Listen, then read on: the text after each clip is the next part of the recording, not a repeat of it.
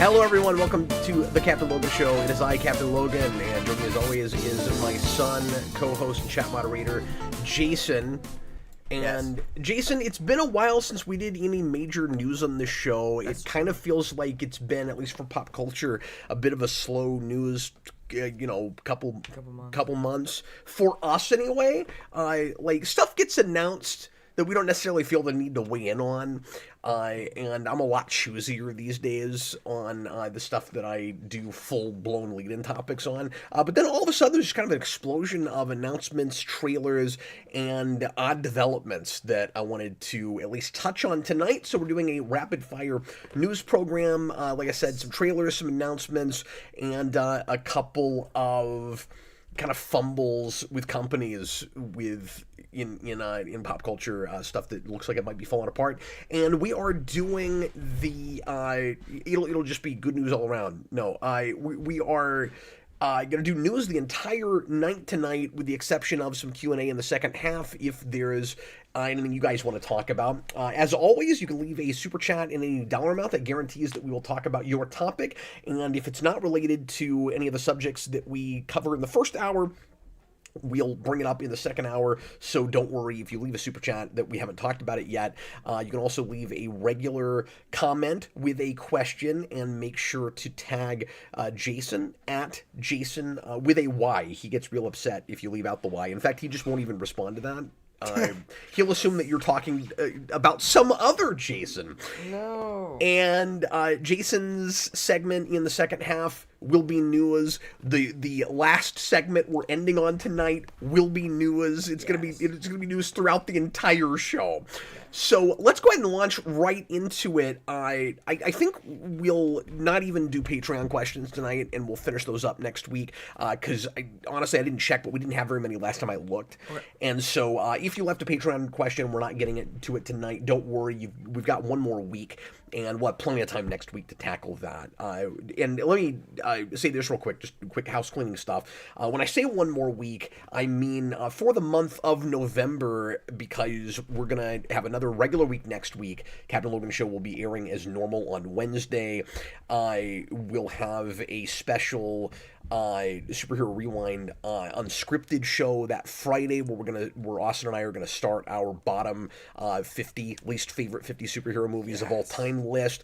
I gotta get cracking on mine. I haven't really started it yet. I gotta get rolling on that. I want to do that. And then well, feel free to start making one, okay. And we can bring you on if you've got time, or we can do a separate thing, or you can even just make that your segment one night for this show. Sure. And then the week after that is Thanksgiving, and I have to say American Thanksgiving, because we have a Canadian that we work with in Austin who's already had his Thanksgiving, and so I don't want to confuse Austin. So American Thanksgiving. So does every country have a Thanksgiving? I don't know the answer to that. I wouldn't think so. Which ones do? I wouldn't. Well, it makes sense that colonial countries would. Like, yes, if you colonized a place. That's true. So anyway, Austin and I will be, like I said, doing regular stuff this week and next week, and then I'm taking the whole week off the week after that to spend with my family and for Thanksgiving that week. So that's the news there, and then join us on Friday for the most anticipated the commentary on the Superhero Rewind commentary project for the year. So I anticipated, like, bigger than Watchmen, bigger than Iron Man, like bigger than anything else we've tackled this year. It's show 53. We should have saved this for a special landmark program, but we didn't do that, and it's such a big deal that I felt the need to purchase the Steelbook this week, and it came in the mail today, and it's gorgeous. Friday night, if you've not heard yet, we are indeed doing Madam Web. And here is the glorious Steelbook for Madam Web. It's actually not showing up wonderfully. There we go. It was getting washed out a little bit. You got to see the webs. The webs are very important.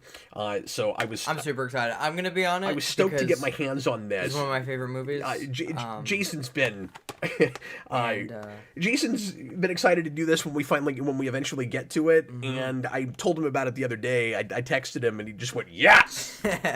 Yeah. He's on board. Yes. Here we go. We're watching it together tomorrow. I can't wait. Yes. In preparation. And then Friday, of course, is the commentary. With my favorite character, ADR Man. ADR Man. Oh, yes, ADR Man. I forgot about that one. Okay, Jason, let's go ahead and jump into the news. If there's anything that's happened recently that I missed that you guys want to throw out, do that in the comments, super chat or otherwise. Yeah. And if it's something that I don't know about yet, we'll look it up. We'll read about it together. Just like the comic show, we're always learning. So I'll start with the first thing I had in the title tonight, which is that we kind of called this. And when I say we, I mean the Superman, the like 4-5 hour Superman panel we did when the James Gunn movie came out.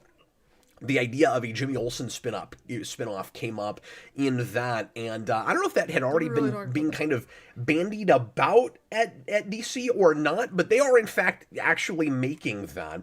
And give me a second, because I'm just realizing that I did not set this up right so that you guys can see articles. So let me fix this. That's my favorite article. All important podcasts start with a black screen. Look, we just think it's very important to be professional on this show. Jimmy Olsen Superman spinoff series DC Crime in development with American Vandal creators at DC and HBO Max. I don't keep up with a lot of streaming television these days, so I don't know what American Vandal is. Well, I say streaming, that might be an HBO show that's also streaming, but I don't know what that is, I'm sorry to say. But I will say I expected this to just be kind of like a comedy drama thing, like a dramedy starring Jimmy Olsen. It sounds like the way it's being handled is he is the host of a true crime Netflix-esque series. Oh, interesting. Following crime happening in Metropolis. The city. So this says there's a Superman spinoff series, DC Crime, in the works at DC Studios and HBO Max. Deadline has confirmed the series, so I would assume that will just stream and won't actually air on HBO. The series is billed as being akin to a true crime docuseries with Jimmy Olsen from Superman hosting, played by, of course, Skylar Gisondo. Season 1 reportedly will be centered around Gorilla Grodd, who often wrestles the Flash. Grodd had psychic powers and other skills after his encounter with an alien spaceship. Good job. Somebody wikied that real quick. Yeah. The character was created in 1959 and has even starred in the former DC's Arrowverse. And he was... yeah, we did a bit with him in Flash. We could not get away from Grodd in Brave and the Bold, and he shows up a decent amount in the animated Justice League show, the Bruce Timm stuff. That's true. So like Grodd has been around quite a bit, but has never been in a big screen movie, and that's not happening yet either. We're back to television, but this will at least be related to that stuff. I'm a little bit surprised that this show is going to go right to something that you have to do almost fully CG. Mm-hmm. So hopefully that looks okay. Now it's also possible that he'll be largely in the background, and that it'll be a lot more about like machinations that he's doing. Like they might focus more on henchmen he has, or just be, here's all these people that are being mind controlled by Gorilla Grodd. He's somewhere, we don't know where he is. It's this grand conspiracy. He's probably sitting in a warehouse somewhere. We can't find him. And then it says DC Crime comes from Tony Yacenda and Dan Perrault, who are the creators of, I don't know if I mentioned, this is a Deadline article, by the way, of Netflix's American Vandal series. I mentioned that earlier, which was a true crime satire series that ran from 17 to 18. Okay, so earlier than I even realized. They'll write, executive produce, and showrun the series. So it sounds like they went to these guys and said, make us the same show, but with Jimmy Olsen. Yeah. They're like, do something like that, but for DC. So I didn't know about this at all until this show. I think this is a really funny idea. I think this could be really fun. I do too. Horrible title. Yeah, I'm not in love with that title. That sounds like a working title. Yeah. That they need to workshop a little bit. Are you predicting it will change before it comes out? That they'll go with something better? Yeah. Because, I mean, pre-production, or they're just announced. They're not even, very far along with this yet. I think that could change. Totally. I'm not sure what it should be called, but it needs to sound like one of those true crime shows. It needs to have like a real sensational, punchy kind of title. You know, like an American Crime Story, American Horror Story, that kind of thing. And I realize that those are, well, some of that stuff is fictionalized, and some of it's based on true stories. But it needs to have a, like a American Crime Story is, you know, like the O.J. Simpson series and that stuff, the Bill Clinton stuff. I feel like you could even call Monica it Lewinsky. DC Crime Story. I like that better. Like that. Yeah, Like, DC Crime Story would be great. Yeah. I don't know that you're stepping on anybody's toes, and you have to, you know, pay anybody to use that title. Like, can you? I don't know. Is Crime Story trademarked? Like, can you say it? But something like that? It needs more. Like, crime by itself is not enough. Mm-hmm. It needs something. I don't know. We did something. Yeah, and I don't want to say the show will be anything like this, but we did kind of a similar concept with that DC sitcom years ago, where you had, I want to say it was like lawyers that were that were dealing with the aftermath of big superhero battles. Oh. And sorry, I'm spinning my wheels because I'm trying to remember what that show was called. But that was a thing. Yeah, I watched it. It's been a while, and the name of that's not coming to me right off. But Powerless, that's what it was. And that show, Heard of that. I didn't know that's what that was. it was like the 2001 Tick series in that it was really short-lived. It got canceled after just a few episodes. Wow. Adam West is in the last episode. Oh, he's great in it. They did an episode about the female Riddler henchman, or maybe it wasn't. No, it wasn't. For a second, I was thinking it was Queer and Echo. It wasn't. It was just like some random male Riddler henchman. Now that I'm thinking about it, it's been too long since I've looked at that show. But anyway. It's reminding me of that just in the idea that it's like civilians in the background. Yeah. And that was a straight up, you know, half-hour sitcom, not with a laugh track, but it was just a comedic show, and it sounds like this will be more satirical, so it will be kind of a comedy, but more dramatic than something like that, I'm sure. Yeah. And hopefully a little bit more, a little less formulaic than that. That sounds pretty cool. I don't know. Yeah, I think so too. I'm not against it, especially since, you know, they seem like they're trying to do every genre and appeal to everybody. So I think, I mean, if they thought of this, like, you know, it's pretty cool. Yeah, Alan Tudyk was in that show. Really? He was the boss, yeah. And I don't know the lead actress from that. I don't think in anything else, but she was actually really quite good. I thought she carried that show. It had an awesome intro, just a spectacular intro. I'll show you that at some point. Yeah. I don't know if they ever released it on disc or anything. There's got to be some way to watch it, Yeah. legal or otherwise. But there's got to be some way to We're find gonna that. watch Who Wants to Be a Superhero again. Oh my god, We gotta watch that again. do we have to? I haven't seen that in years. Have you seen my deep dive on it? No, but You ever watched that? maybe That's what I'm kind of proud when of. you made it. I but I'm did not- a ridiculous like hour and a half scripted rewind on that show. Yeah. and Did dealt you do with, it with all of it? pretty sure I dealt with both seasons. Yeah, Nice. And Because I it was, remember like, watching all that. It was review, but it was like the history of the whole thing. It was a while ago now. That show was weird, That show's awesome. but your mom and I were huge fans of it.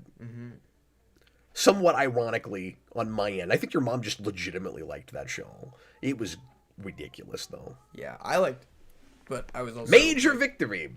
9 when I watched it. So. Daniver says there's only 2 seasons, thankfully. Yeah, thankfully.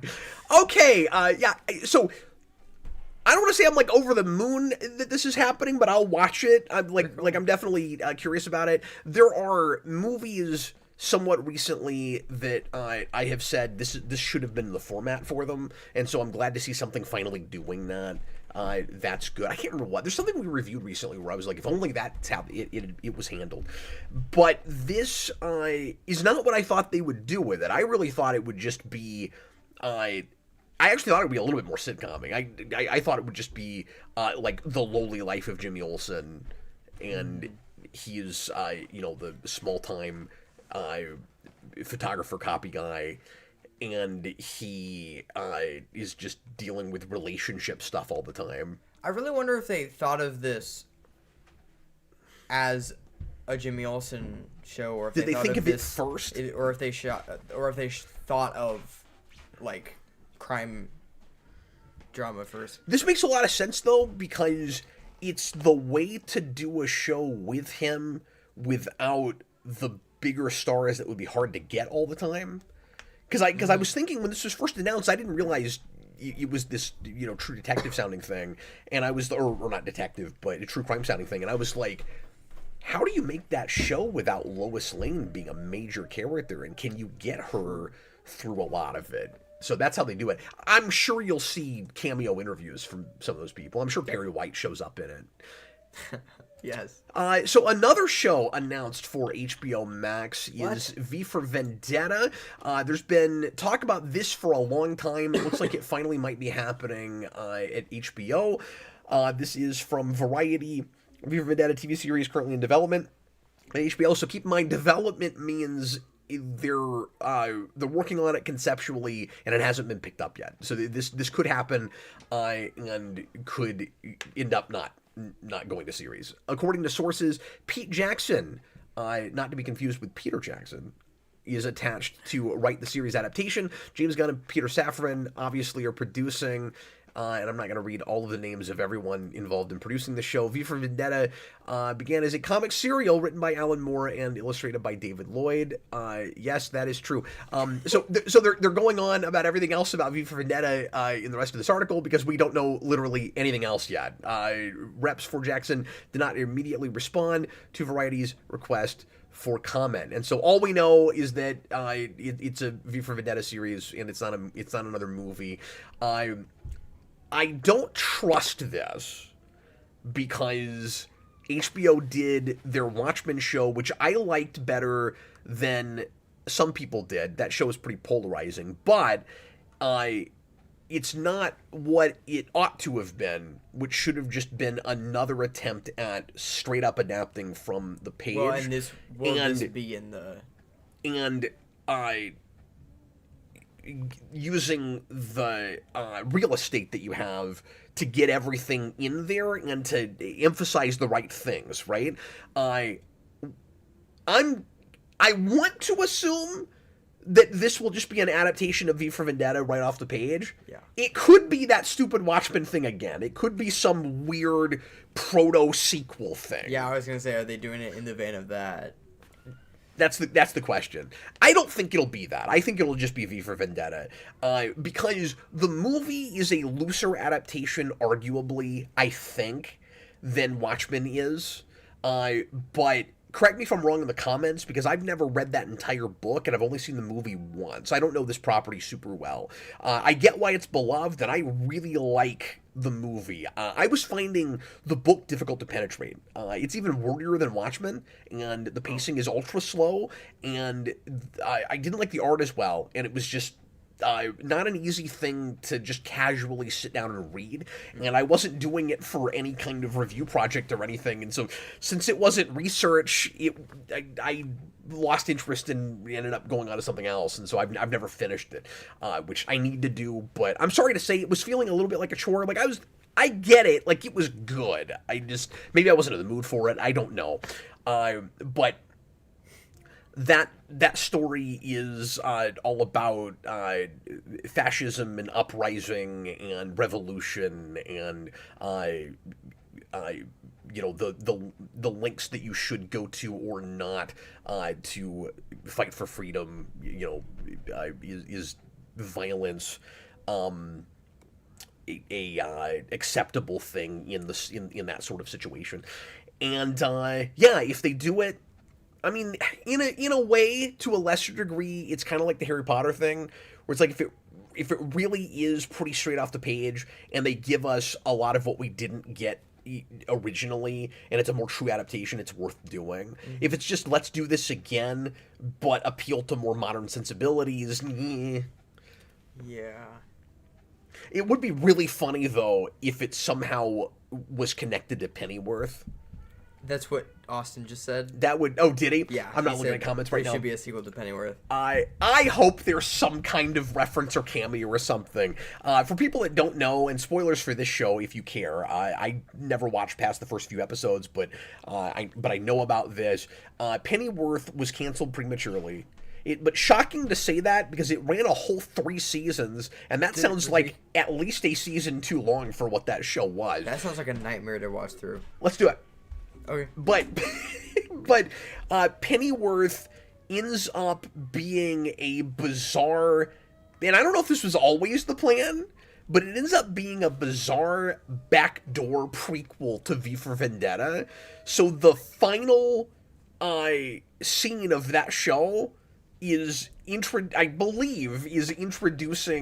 the mask that V wears, and going all revolution and setting up V for Vendetta. What? And it's insane.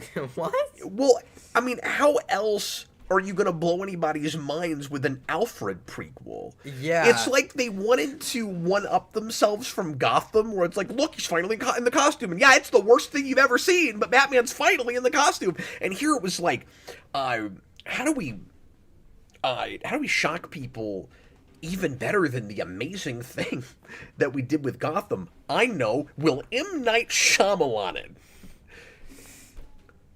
We'll come back and we'll be split. You never knew you were in Unbreakable. That's what that is. Mm-hmm. That's an attempt at that. It's like, here's the thing that we have. We have the license to it. I kind of still can't believe they were allowed to do it, that DC let them do it. But we have the license to this. And B, it's British. Yeah. And that whole show was supposed to be like, Alfred in the Secret Service. So it's supposed to be like Alfred as a James Bond type character. That sounds like the worst thing ever. The only thing more baffling than an Alfred-led prequel Batman series is that it's actually V for Vendetta. Yeah. It's amazing. Austin says they could have just used anarchy. That's true, but I mean, then you wouldn't get the Shyamalan of it all. He says V is the villain of season 3. That show ends with V nuking London. Okay, I thought the idea was we didn't even know that he was involved, and then the very last scene is Psych gets V for Vendetta. I thought that's what it was. So it's the whole season? Crazy. Kind of like how the last season of Gotham is a really bad adaptation of No Man's Land. I need to watch this show. You need to watch more Gotham. I don't want to. Well, and you need to show me Krypton. Oh, you know what? I want to front load that though, because that first season will make your head explode, and I haven't watched all of season 2 yet, but then you'll get into 2. I just forgot to finish it. I do this a lot. If it's not for review, it's hard to get back to stuff sometimes. But then you'll get to 2 and you'll go, oh, this Lobo was amazing. They have a really good Lobo in that show. RJ Godzilla, how can Batman be in the same universe as V for Vendetta? I mean, your guess is as good as mine, man. So, it's supposed to be... you're right. Like, that's such a heightened kind of separate world. When was that already supposed to be a prequel to Gotham? Yeah. I don't know. So does that mean that Gotham is in the same universe as V for Vendetta? I guess they decided to just use that as a Batman character. V for Vendetta V becomes a Batman character. That's my favorite Batman character. I didn't even think about that. Yeah, I can't remember the story. It's been too long. I think the idea was initially it wasn't supposed to be. It's the same producers, the same people that made Gotham. And when you watch that pilot, you're like, oh, I'm just watching more Gotham. It's a little better, but it's the same sensibilities, and it's a lot of the same look. Like, it's still got that Batman Returns thing to some degree. It's like if you meshed that with James Bond. But I haven't watched this in years, by the way. But I think the idea was they hadn't intended on it being a Gotham prequel, and then retroactively they went, oh yeah, why not? It's in the same continuity. And when you look at, I don't know if I'm right about that, but that's what I'm remembering anyway. Somebody correct me. But there's no way that Alfred could possibly be the same Alfred in Gotham. Like, when you look at those two characters, it's not just an age thing. Like, they can't be the same character. There's no possible way. Anyway, moving right along. Jason, talk about this for us after I read a little bit of this article. Yes. From Billboard, Michael Jackson biopic trailer, which just came out a few days ago, and we watched it, breaks record with 116 million views. The teaser beat previous crazy. records I didn't even know that. held by Taylor Swift and Bob Marley films. So we're not talking about a record for trailer videos on YouTube. We're talking about broke like a YouTube record, Yeah. right? Yeah. Of. Like Trailers for music. is that what it is? Okay. Because for a second I thought it just meant videos within a certain number of days or something. Yeah, making it the most viewed music biopic trailer. That's what it. Oh, okay. Well, I mean, that's a real small category of things, but 116 million is insane for a movie trailer. Let's just say that right out. I don't think there's any chance this movie doesn't do ridiculous numbers. Yeah. It'll be huge, and it isn't just because we're finally getting a Michael Jackson biopic. It's because this thing has been anticipated for a long time. It's been delayed forever. They had to rewrite and reshoot the entire ending after the entire thing was filmed. It had an insane difficult production, which almost seems like prophetic with Michael Jackson. You know, just like that being your subject. Of course, something insane happened while you were trying to make the thing happen. Yeah. But there were issues, I think, with the estate where they didn't want certain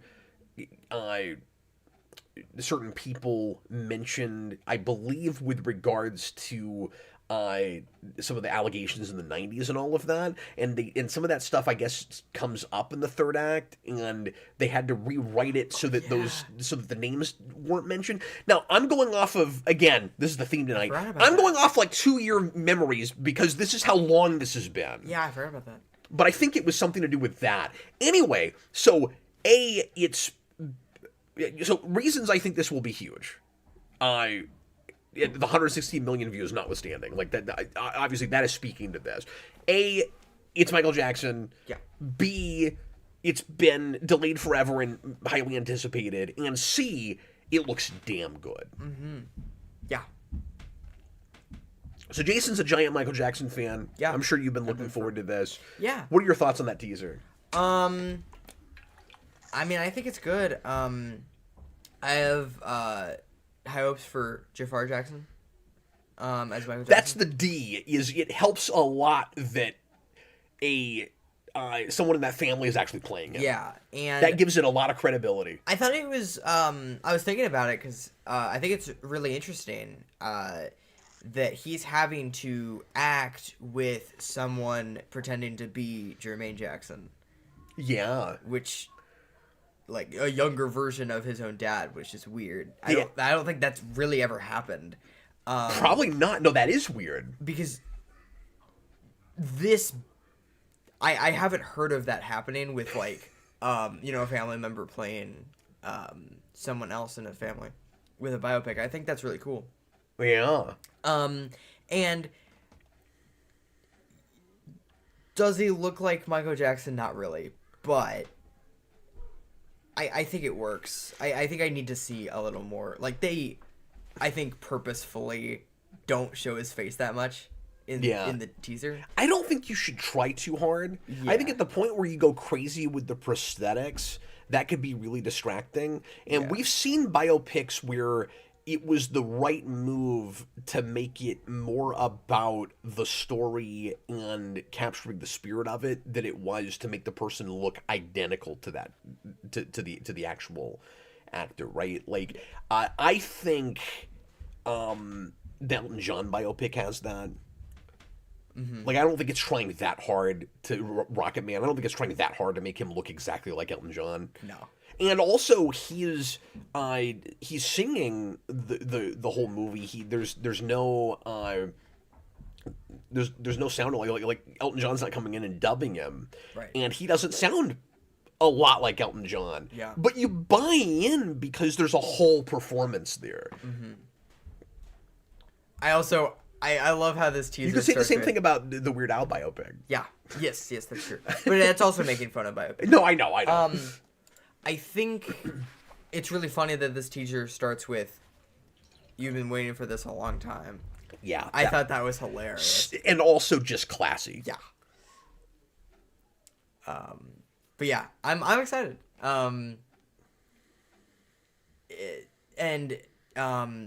They did a really good job recreating the makeup for the Thriller video. Oh, yeah. Yeah. So, we'll try to review that when it comes out, I'm sure. Mm-hmm. I imagine you'll want to talk about that. Mm-hmm. Austin may want to do that, too. I know he likes Michael Jackson, and he saw the trailer, too, or the teaser, too, and seemed to like it. So, yeah. We'll talk about that when that happens. I'm glad it's finally on its way. I got to look at what else is coming out next year, but I think that's probably one of my most anticipated movies. A lot of the big superhero stuff I care about comes out the year after that. Over Brand New Day? Yeah, yes. Actually, yes. I mean, that movie's just a big crapshoot right now. Yeah. Who knows? All right. Speaking of teasers, we also have a teaser for Toy Story 5. And this is a movie that even I was getting kind of on the bandwagon of, okay, maybe enough of these. It might be time to retire this thing. And honestly, we all thought that before 4. And I don't really care about Pixar movies anymore. I'm sad to say they're not Especially doing Pixar sequels. Well, they're not doing originals anymore. They're playing it safe. They've come out and said we're playing it safe now. Basically, Yeah. Our originals weren't performing. The last couple Pixar movies I really liked were original movies, Yeah. but going back a few years now, Soul I gave a real positive review to. And I've Onward. never gone back to it. It's not perfect, but I liked it a lot. Onward I think is the better movie of those two, and Onward I think is spectacular. And I didn't even bother with, and I haven't seen Elemental. I've heard good things about that, but I didn't see it. And I didn't even bother with the Inside Out sequel. Yeah. I know your siblings have seen it multiple times. Yeah, I haven't seen it. And I heard great things about that too, but I just couldn't get excited about it. And maybe someday I'll see that. I like Inside Out fine. It's not a thing I needed a sequel to. I don't know. So someday I'll watch that. But I'm probably going to have an unusual take on this. Because I saw this teaser and I said, okay, fine, I'm in. Because this, if you're going to make another Toy Story, this is the thing to tackle. Mm-hmm. And I like that there is... Obviously, the real reason that we make these is because they make a ridiculous amount of money every time. Lightyear notwithstanding, it doesn't count. And they know it doesn't count. They know that's not going to probably hurt them at all with this. Yeah.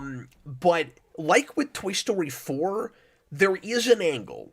And they made a teaser that says, no, really, we have something to say with this. And I'm intrigued, if not excited, for 2 big reasons. I feel like I almost have to be apologetic about this, because I know most of our audience is probably going to say, God, I'm so done with Toy Story. Why are we making more of these? Quit it with the Pixar sequels. But I gotta speak my mind and be honest about it. First of all, I'm also a big outlier in that I love Toy Story 4, and a lot of people don't. I've got some issues with it. I get why people are on about some stuff like with Bo Peep and things, and I have issues with that also.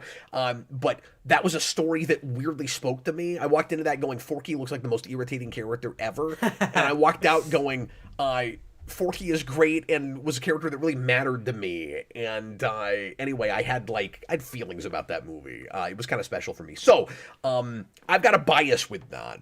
But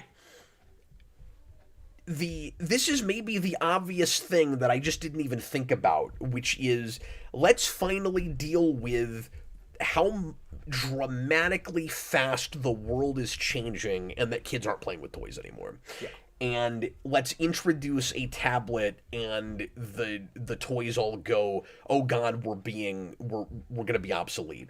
And the series has always been about obsolescence. With the toys, right? It's always the next like bigger, better thing comes along. So it's either, and often both, right? Either kids are aging, they're not playing with toys anymore. The toys stay the same, but the kid changes. Yeah. Or it's the world is changing, and here's the next big thing that everybody's after, and so now the more quaint toys like Woody that the kid used to play with, he's maybe not interested in anymore. We've even broached the digital thing a little bit, though not to the degree that we could have, and it's cool to finally see it, in my opinion.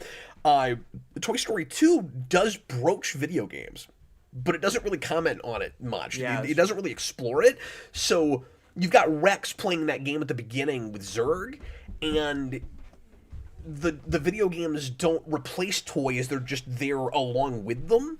But that was that era. Like, a lot of kids like to spend lots of hours playing video games, but I never felt growing up, or even in my earlier days as a parent, like video games were completely eclipsing toys. Like kids just weren't playing with toys at all anymore.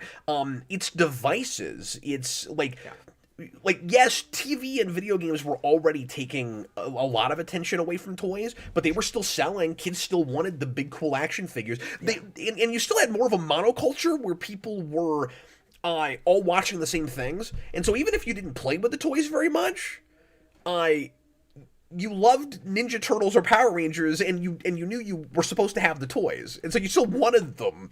But I'm sorry, what were you going to say? Also, I just want to say that video game system makes no sense. Yeah, that's another one of those. Yeah, because it looks like a PS1 game, but they're playing it with a Super Nintendo controller. It feels, in a weird way, like a little late. Because you could have done exactly this 10 years ago, and this is going to be about the tablet thing as opposed to... Well, I mean, like, who knows how far they'll take it, but give us another 5 or 10 years, and I have no idea what children are interested in with the way AI is taking over and everything. And not to be a doomsayer and to be like real negative and unhopeful and stuff, but it's just a big question mark right now what the future looks like. Big, wild, broad technological frontier. Like, who knows what happens? And so this already looks a little quaint, and a little obsolete, and yet the series has always been a little out of time, right? Like, it hasn't been the exact same number of years since Toy Story up to now. You know what I mean? Like, we've always had a little bit of a sliding timeline with Toy Story, I think, where we let Andy age up. But, like, the original Toy Story came out 30 years ago. I don't think the man's 40.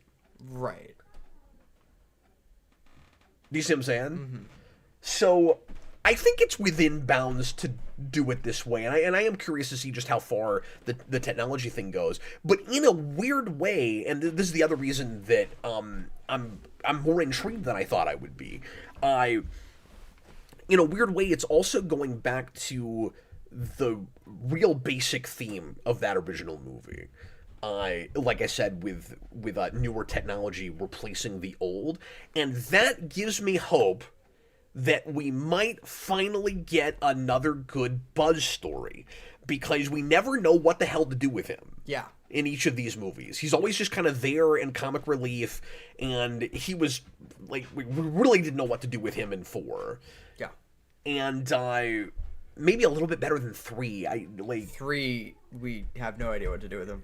Yeah, but and like, it's better in 2, but 2 is already starting he was kind of the big foil for Woody and the ostensible antagonist for him initially, and then they become friends, and now they're friends, and like, what do we do with that? Because each movie they still kind of treat Woody as the central protagonist, which I think was maybe the mistake. Where they should have been more dual protagonists, or we should have traded it off each movie, where Woody gets one and Buzz gets one. And Woody has left at the end of 4. It looks like he's just back. Yeah, that's the big thing. So I don't know what that's about. Everyone's complaining about. Yeah, I wasn't even thinking about that until just now. I'm excited about the premise of it. Sure. I think it's precisely the right premise, and I hope they really explore that. But like, how do you keep toys relevant in a digital age? And I hope they get into like 3D printing and how you can make your own toys. Like, there's so much you could do with this. So to say Toy Story as a series is completely played out. No, that's not true. When this is the premise they're going with, I think is unfair. I think that's a little disingenuous. Because, like, do I need another one of these? No. But we are in such a different world now that to see these characters comment on it like I am, going, oh God, I'm getting older and look how much the world is changing and I don't even feel sometimes like I really understand my place in it. This looks relatable. Yeah. And that's why I'm more interested than probably the rest of our audience will be. So, I think Toy Story 4 ended really well. I think this is a really good idea, but you don't... Like, it's weird in the context of the rest of the series, just because it's supposed to be a sequel to 4, which I think had a really good ending, and why is Woody back? Also... I might be the only person thinking about this. Can I read this real quick? I like what Avatar Desto said. He said, honestly, I don't think Woody should come in until about 30 minutes into the movie or longer. I agree with that.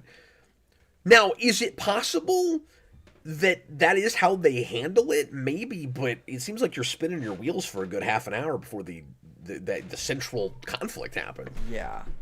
If Woody's there when she gets the... No, I don't know what he's doing there. And then it's really weird that movie writes him out at the end like he's going to go off and like do crusades and things with his girlfriend. Yeah. Is that movie going to open in a real clunky hackneyed way where it's like, okay, I've been on I've been off doing this thing for 4 years. I'm back. Oh no. Well, it wouldn't even be 4 years though, because they're still with Bonnie, so she's still a little girl. Yep. I don't know what's going on. I looked at that teaser just this morning. Do they show Bonnie in that teaser? Yeah. She's the same age, right? Yeah. Like, she's not aged at all? Maybe a little bit. So Woody, like... Yeah, I have no idea. He was gone for no amount of time. Also, I might be the only person critiquing this. See, I thought what they would do is give him his own spin-off movie and then do a Toy Story movie without him. Yeah. That's what they should have done. Yeah, and then this would make sense. I'm also just done with Woody, and Woody was always the worst character in Toy Story. Like, well, he's kind of his own villain in the first movie. Yeah. Like, he's intentionally... They take a big risk in that movie to make him pretty unsympathetic from the start. Yeah. And it ultimately works, but you need the whole movie, because he's kind of hateable initially. And then when you go back and you find out how dark that movie almost was, it makes a lot of sense. Yeah. And then I might be the only person saying this, but I feel like this... From the teaser... This movie might look too good. Like, I don't know if that makes I was sense. having frame rate questions. Really? Yeah. I forgot about that. No, that is a complaint. Yeah. Toy Story, I feel like, has always been... There's a more of a sense of realism because it... Like, it's the first... You know, obviously, it's one of the first computer graphics movies. But I think they've always, like, not looked especially, like, amazing.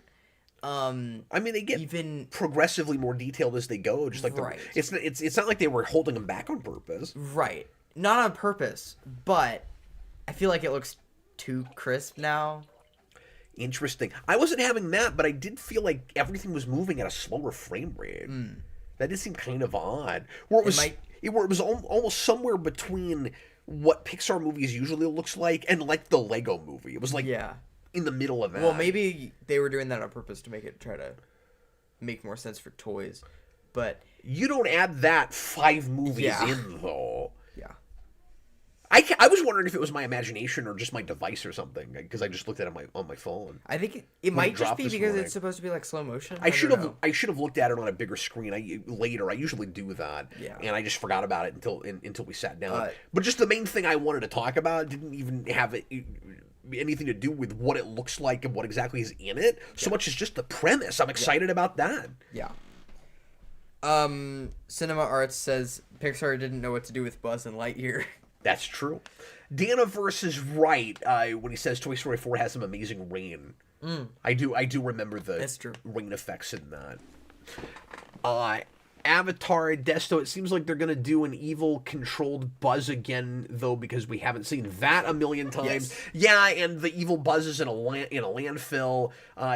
He mentions, I did hear about that, too, and you brought that up today when we were talking about it. I had forgotten about that. Although, that might make more sense than... I wasn't sure... I didn't know about the landfill part.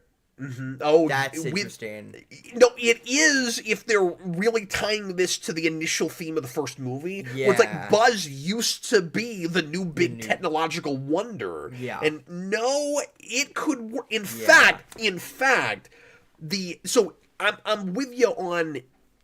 I'm done with evil controlled Buzzes. Yeah. As a thing, but I mean, it helps if we're not doing it to Buzz himself. But that may speak to the idea that this is more about Buzz this time. Yeah.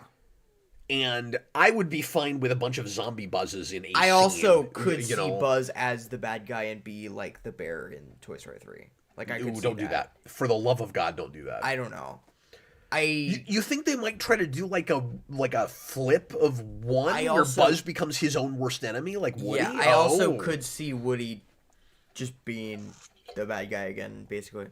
I don't know. Cinema Arts, not Cinemark. That's a movie theater. Cinema Arts, that's one of my big issues with Toy Story 4. The animation was almost too good, especially with the young Andy and the cat. Okay, so he feels like you do about it. Avatar Desto says he's heard Jessie is the central character. Oh, interesting. Well, that's odd. That's like your favorite character, so. No, it's not. Is it not? Jessie? No, it's not. I thought that was like... I'm not the biggest fan of that character. Oh, okay. Interesting. Yeah. I mean, don't know why she's a real serviceable character in Toy Story 2. I mean, you need her in that movie, but her voice is irritating.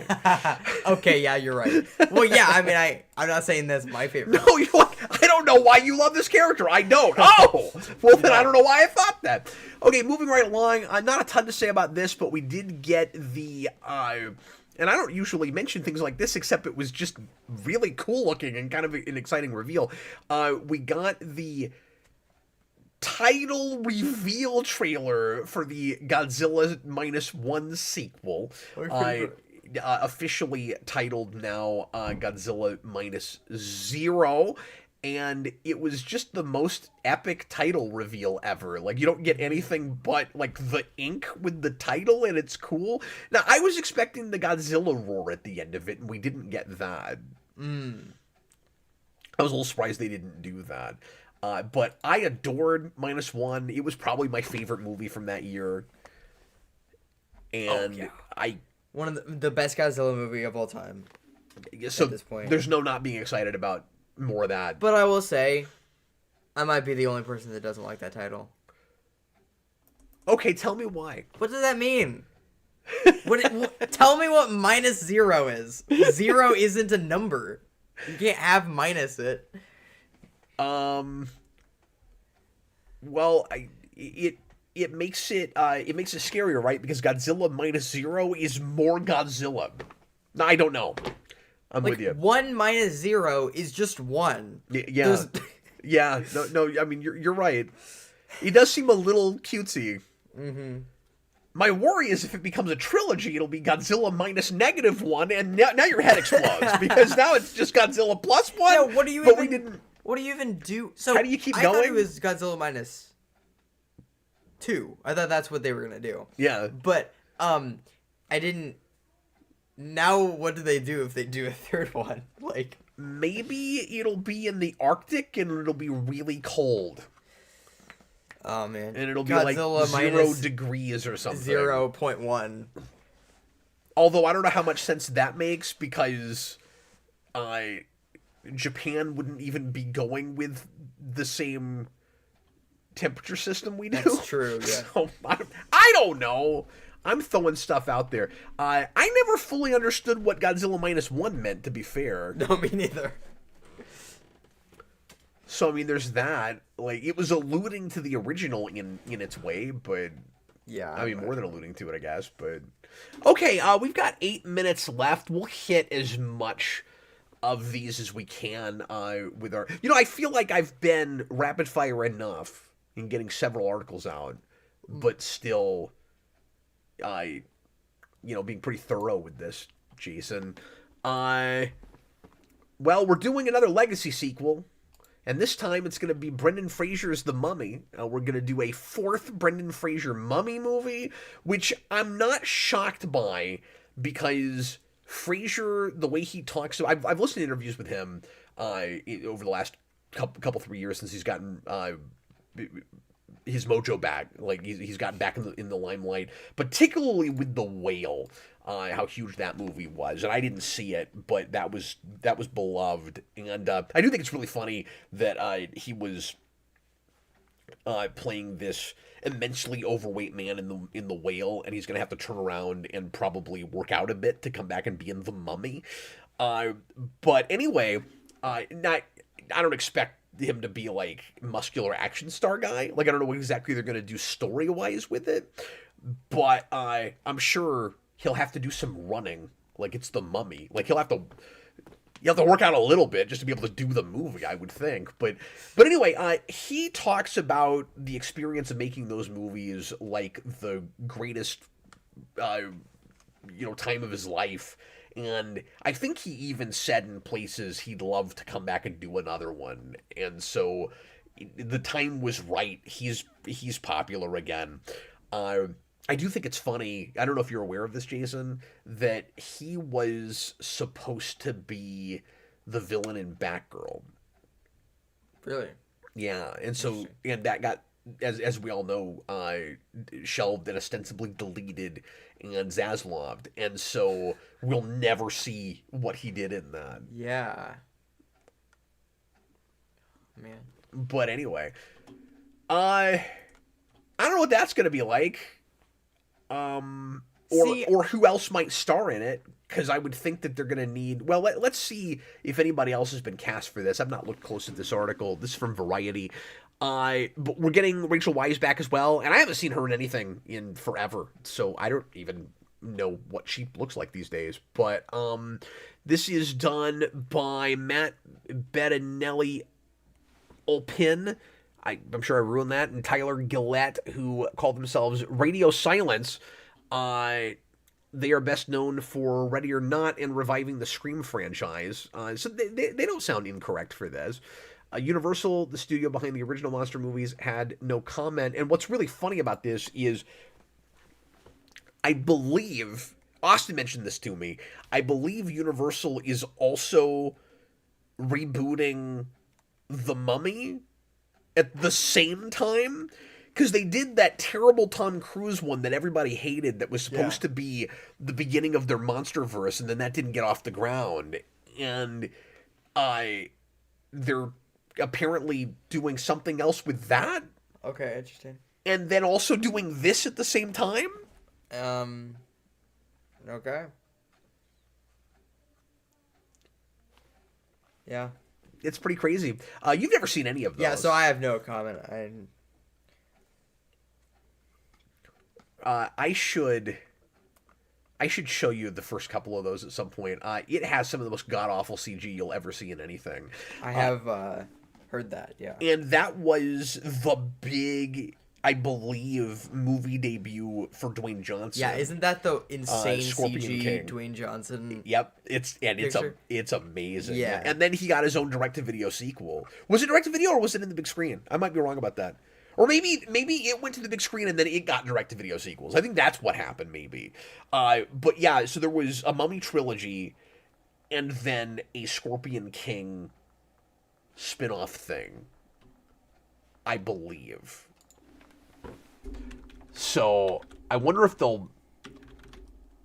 Yeah, Scorpion King was 02, and then they had these crappy sequels. Wow, they made 4 of them? Scorpion King 4, The Quest for Power in 2015. Look at that. What is that?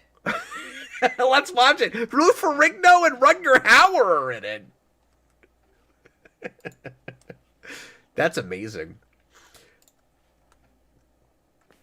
Godzilla, the first Scorpion King, went to theaters. Yeah, I was going back to the recesses of my mind, and I was like, no, wait a minute, I remember big screen trailers for this.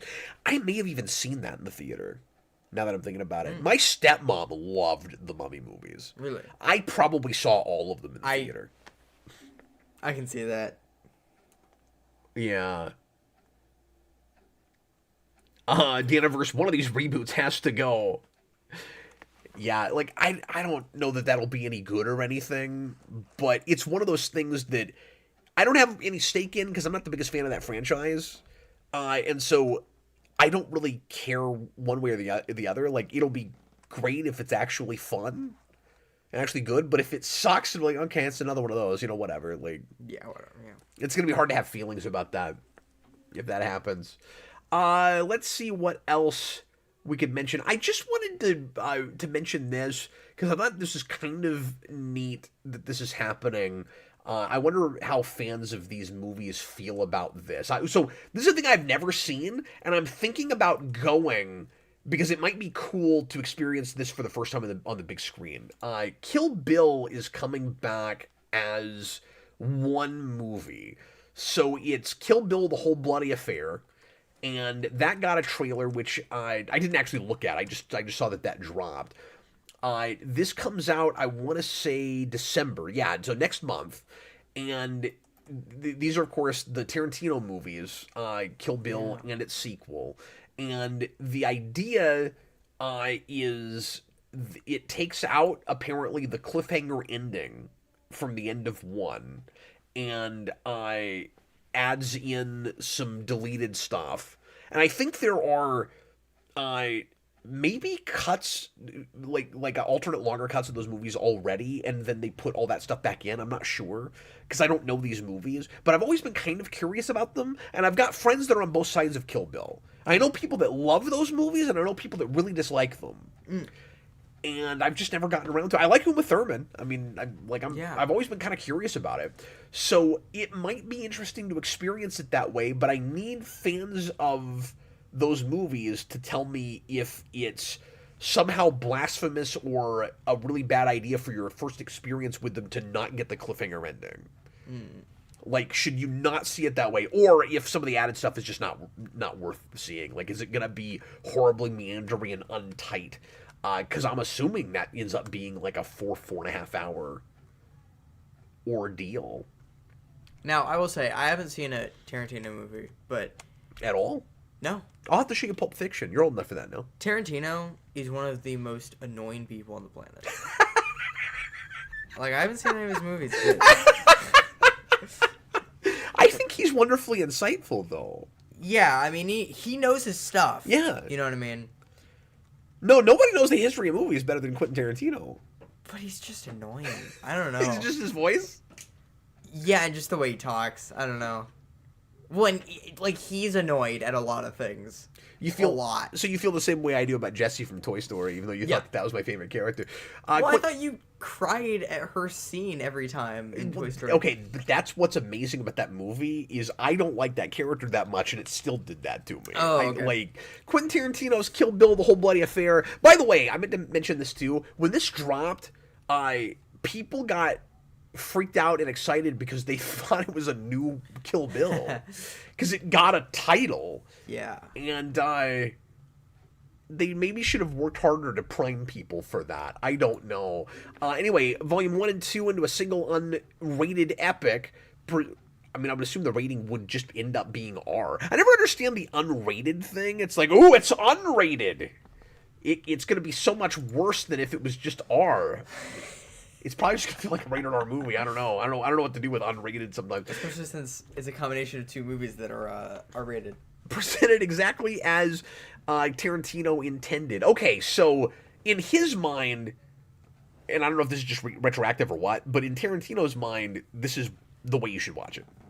So that's interesting. Complete with a new, never-before-seen anime sequence. Wait, what? Okay.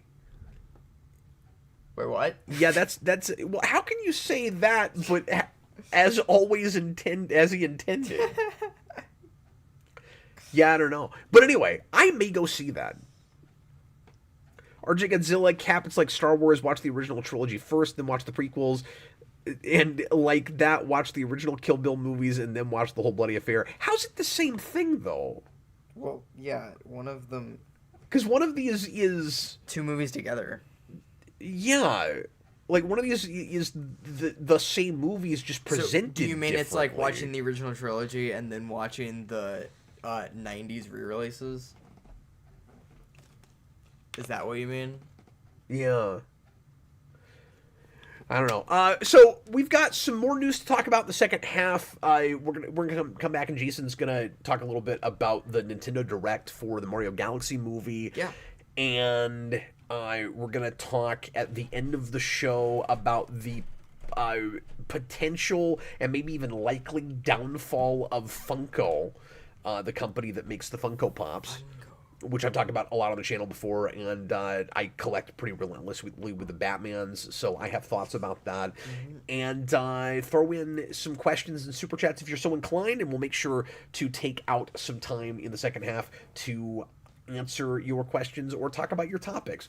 Time for a break. Give us about 4 minutes, and we'll be right back.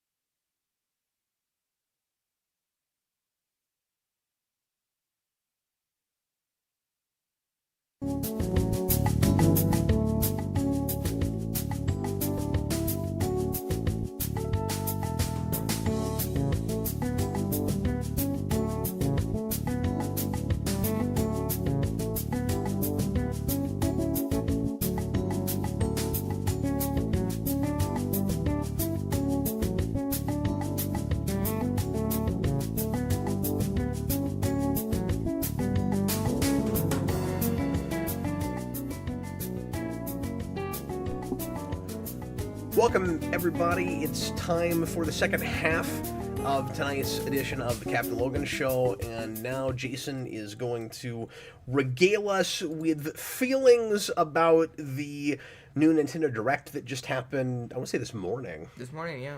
I caught it 2 minutes too late. Oh, no! Are you, like... I caught it in the middle of the trailer, and I'm like, oh, I didn't even know it was happening. You've watched a shocking number of those live. Yeah. Well, because I just didn't know they're happening. Oh, okay. And we watched the original one together for the Mario Galaxy movie, did, yeah. which we were really excited about. For the original Mario movie, yeah. Sorry, I said Galaxy, the original Mario movie. Mm-hmm. Yeah, that was a big deal. Yeah. That was really fun. Yeah, it was great.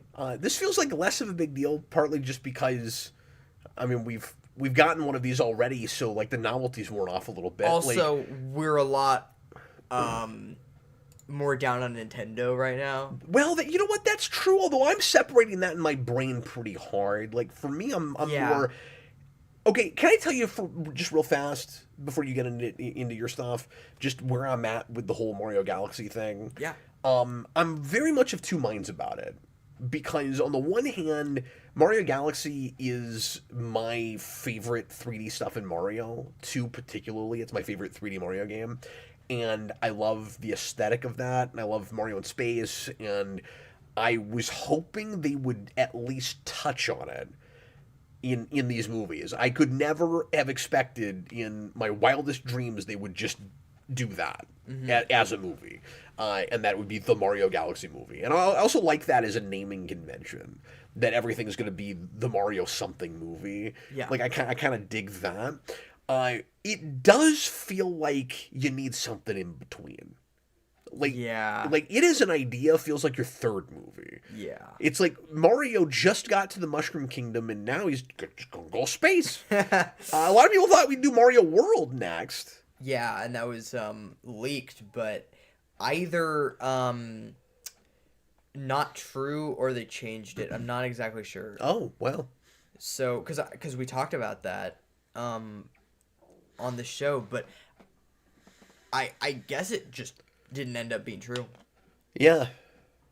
Yeah, it's odd. It's funny because for the sake of synergy, this could have gone either way because they just released a game with World in the title.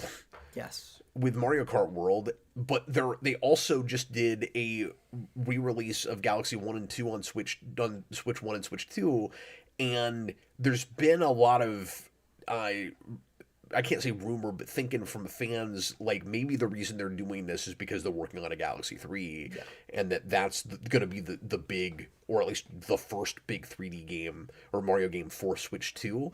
I think that could go either way. Nintendo doesn't always have rhyme or reason. Right. To stuff they're doing. It's not always like we're building the building blocks to get you to that. And so since we're working on that game, we decided to front load the Galaxy idea for the next Mario movie. I don't know that will end up being what it is. Mm-hmm. But it could. But they also, important to mention, had no game connection whatsoever with the first movie. Yeah. They put nothing out that year. Yeah, that's true. As far as mainline Mario games go. Yeah. Because Wonder was the year after, right? Yep. Or was that... Yeah. Wasn't Wonder last year or year before? The year before. I think it was the same year, but that Christmas. Oh, I see. Okay. Or November. No, Wonder was October, wasn't it? Was it? If I'm remembering correctly. Yeah, I remember. And then, of course, Mario movie was April, and this movie's going to be April. Which is funny because we remember the Mario movie got pushed back a lot.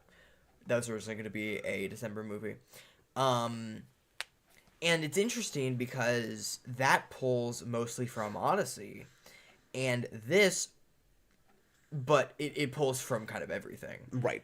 This also pulls from everything. Yes. Like, it says it's the Mario Galaxy which I movie, expected it would. but I'm honestly glad it did. So here's my background. Yeah. As far as the Mario movie goes, really liked that movie. I thought it was what a video game movie should be. And I talked about this when they came out. We did a very long review, just the two of us. Yeah. So I didn't have any expectations for a sequel. But none? I mean, weren't there things that we went, it'd be nice since you didn't get to it this time to get in the next one? I was kind of waiting to get, like, past Mario World to do something else, because, like, Mario World isn't my favorite aesthetic. I don't need a whole Yoshi-centered movie. Well, it's funny because I didn't have any big grand, this is what I would really like for a sequel. Yeah, I mean... So much as I want a Donkey Kong Country spin-off. That was kind of my thing. Yeah. And I would like a Yoshi spin-off, but with Mario in it, I don't know. Yeah. Or something based on the Mario Land movies with Daisy. That was, like, I think my only thing that I wanted. As far as Galaxy goes, I'm also not the biggest Galaxy fan. Right. No, I know you're I not. love that aesthetic. I think it's a great... They're doing my favorite things, so, like, I'm happy. I think it's a great idea. Yeah. I just suck at it, and it's not my kind of gameplay. And I don't think I've played it enough. Like, yeah. I think... And I haven't played any of Galaxy 2. So... maybe just play that. Yeah. Because that's the better of them. And it does play a little differently. Okay. I mean, I say that. The controls are the same, but, like, it feels a little different. There are people that love 2 that don't like 1 as much. I mean, that is a thing. Mm-hmm. But anyway. And then... but I was excited when they announced Mario Galaxy, because they actually announced that at the same time as Mario Galaxy 1 and 2 for Switch. Right. That's a lot of why people thought they were going to announce a Galaxy 3. Because they did it all at once, yeah. And they did that amiibo that looks awesome, but it's $40 for no reason. But that's just Nintendo right now. I wasn't This is awesome. Yeah. Costs more than I'm going to pay for it. I wasn't expecting... I'm half expecting to go to the theater and charge twice as much for the movie ticket. That was a joke. So, as far as the trailer goes, and then we'll get into the other direct stuff later, because he didn't see the full direct. No, I just saw the trailer, but the I teaser did, for this. And I'll talk about it. Go ahead. As far as the trailer goes, it's pulling from everything. It's... I don't know how they're fitting it all in. Like, it's kind of insane. Because they're going to have Galaxy, and they're going to have Rosalina. They're somehow going to incorporate Yoshi. They're somehow going to incorporate Tostarena, somehow. I don't know. What is that? The desert level from Mario Odyssey okay. is in that. I don't know how they're even doing that. They're going to be in space. Well, they can just go to a planet that looks like it. And Bowser Jr. Yeah. Which, interesting take on Bowser Jr. I saw comments where people were saying he's got the paint thing from Sunshine, and I didn't remember that. Mm-hmm. But he looks kind of like he does in Wonder. That's what I was thinking about. Yeah. And Ryan? Isn't he in that? No. I thought he was in Wonder. What am I thinking of? He's in Bowser's Fury. But there's some game where he floats in like that. Yeah. And I can't remember it's what. Bowser's Fury, but I don't know. Is that all I'm thinking about? Maybe. Might be. And I'm not the biggest Bowser Jr. fan. I don't remember the cyborg thingy. I don't remember that. But that could be from Sunshine, and I don't remember. Maybe that's what that is. I wasn't sure what that was from. And then also, when he comes in, I swear that's the Prowler sting. That's what everybody in the comments were saying as well. It just is. That's what that is. But yeah, it's not even Sony. I think Bowser Jr. is cool. As far as predictions, I hope we get Honey Queen from Mario Galaxy. And I hope we get B Mario. I hope Mario gets, like, Spring Mario and, like, B Mario and Ghost Mario. That would be cool. I hope he gets a spaceship shaped like his head. Yes. But I'm glad that it's not Galaxy just in name. Like, even as they're incorporating a bunch of other elements, immediately they've got the star that shoots you up into the sky, and they're running around on planets that are weirdly small. So they're gonna play with all the physics from those games, and that makes me happy. Yeah, it looks fun. I hope. Yeah, I don't know. That's really all I had to talk about with as far as the trailer goes. The animation looks even better than the original. I think so too.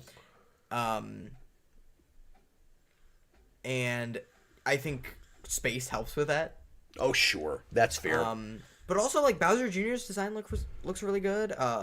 Rosalina looks good. How the much Lumas look good. How much of a backseat do you think Bowser himself will take? Like, do you A think lot. he'll be tiny? I was about to say that. Do you think he'll be tiny in the background the whole movie? I think it's fun that Mario gave him his own like elaborate, complete Bowser castle. I think not till the end. I feel like the third act. I feel like he will like get back out by the third act. Maybe he comes back in and then he like is mad at Bowser Jr. and he takes over. He like kicks him out. Yeah. Does that whole thing. So a lot of people thought it'd be Wario. Yeah, especially since Wario is mentioned in the first movie. Is he? I don't remember that. Or at least it's speculated. Is Wario? Is there a where? The flashback scene with the babies. Oh, there's that's a baby that's right. supposed to be Wario or speculated. I forgot about that. As far as the direct goes. After that, they said who's playing who, and I don't know the guy who's playing Bowser Jr. People were freaking out about it. I don't know. I'll look that up. But Rosalina is Brie Larson, which... that's a choice. Well, I immediately saw... So, they played a little clip of Rosalina with the Lumas, and it's really interesting because I'm not really sure what's going on... Because she's telling them stories about Mario and, like, Peach. You know how she has, like, the storybook in the Mario Galaxy games? Yeah. She does that in this movie. But she's talking about Mario, like it's, like, I don't know. Like, it's a myth or something. But I'm like, I know that voice. And then it's like, oh, it's Brie Larson. Benny Safdie. I don't know who that is. I don't know who that is. Uncut Gems, Good Time, Devil, heaven knows what stuff I've never seen. He apparently has small parts in Oppenheimer and Licorice Pizza, but Oppenheimer's the only movie in that list I've seen. So I don't know if you guys know this, but I hate Brie Larson. So. Well, you're not alone. So she'll probably just completely disappear. Yeah. Would be my guess. Along with all the other yeah, I don't it's not gonna matter that it's her. But also, it kind of sounds weird. Like, I don't know, her voice. Well, I didn't hear it because there's you don't hear it in the teaser. Yeah, in the direct they play a clip. I do like that Rosalina's in it. I mean, again, I'm glad that they're doing the full-on Galaxy stuff. Something I was going to say earlier is I do feel like you should have had something in between, but at the same time, at least that first movie gets you quite a bit of Mario 64 and stuff, so you've at least got a taste of some of the 3D mythology. Yeah. Because, like, we go to the castle, and it's pretty much that castle. And then the last thing about the direct is Jack Black comes in, and he's like, "Oh man, I'm so excited about this movie." Like, I get to sound like a munchkin this whole time. He starts freaking out about it being Galaxy. Oh, really? Like, I told my boys it's gonna be Galaxy, and that's what this movie is gonna be. And they're like, "It's gonna be Galaxy," and he's like, "It's gonna be Galaxy," and he's like freaking out, and I'm like, "Okay." That's Jack Black. I just had this thought. I think there's a degree of synergy with, of course, the release of 1 and 2 on Switch 2, but I don't think it's necessarily the way we typically think about that, where it's like, we got to have all these things at the same time because they'll help each other sell. I think, you mentioned Jack Black and his kids, and that made me think, wait a minute. Nintendo wants to, and it's overpriced. I don't like how much they put on it, but people begged for years for Galaxy 2 on Switch because when we got the 3D All Stars collection, it was only one along with 64 and Sunshine, and everybody's like, "Oh, okay, we'll probably never get Galaxy 2 now." And if they're drawing a lot from those games for this movie and putting that in the title, they're probably thinking, and remember how huge the kid turnout was. Obviously, like that was like the family movie of the last several years. It was Lego Movie all over again in box office. Yeah. So I bet they're thinking we have to make sure these games are on the current systems so that kids can play them because kids aren't going to know Galaxy. Mm-hmm. Yeah. That's why they did that. Yeah, that's a good idea. So soon before this movie's about to come out. Yeah, you're right. That's why they did it. Yeah. And that's why they made sure it was also on Switch 1 and not just 2. Yeah. Because you have that. Yeah. Because you have that built-in base. Mm-hmm. That's why they did that. I bet. Yeah. And that's smart. That is. I don't even think that's cynical. I think that, like, I wish it was cheaper. Yeah. But it's kind of nice they did that so kids wouldn't go in there going, "Who are these characters?" Mm-hmm. Yeah. Yep. You're right. Pretty cool. Braden in 3D All Stars was limited time. That's true too. You can't buy those digital now, and so even Galaxy 1, there's going to be a lot of people that will spend the stupid $70 to get both because they missed out on All Stars, and that remains a over $100 cartridge, or a cartridge, whatever you call those. Just a Cart, whatever. Mm-hmm. I was at a store the other day that was selling that for $100, and I was like, God, I'm glad I bought that when it came out. It's a game. Yeah, exactly. Anyway, I'm sorry. Anything else you wanted to talk about with that? I also heard, isn't like Miyamoto stepping down a little bit from doing Mario stuff? I'm pretty sure that's not surprising if that. That's the case. Mm-hmm. He's getting up in years, but yeah, that's all I have to say about that. So we'll see what that means for Mario moving forward. Yeah. I mean, I'm real nervous about that company in general with some of the weird choices they've been making lately and the way they've kind of alienated a lot of their customers. Mm-hmm. So we'll see what happens. Yeah. But anyway, well, folks, Avatar Desto All-Stars 3D was never digital. I think it was. Plush DX says it had a digital version. Yeah, I think it was just limited time. I don't think it's. I think it was on the eShop for a certain amount of time, and then they pulled it. So you can't buy it now if you didn't in the first place. Yeah. I did get mine physical, so Plushie DX and I could both be wrong about that, but I'm pretty sure that happened. Mm-hmm. Plushie DX, have you seen the Switch 2 sales numbers? I've heard they're good. I don't know what they look like. I don't know if they'll stay good. Yeah. Like, that's a question. But no, I have not looked that up. I don't know the exact numbers. Yeah, me neither. Okay, we haven't gotten any questions or super chats tonight yet. If there's anything in particular you guys really want to talk about, throw them out. We got about 35 minutes left in the show if we go for a full 2 hours.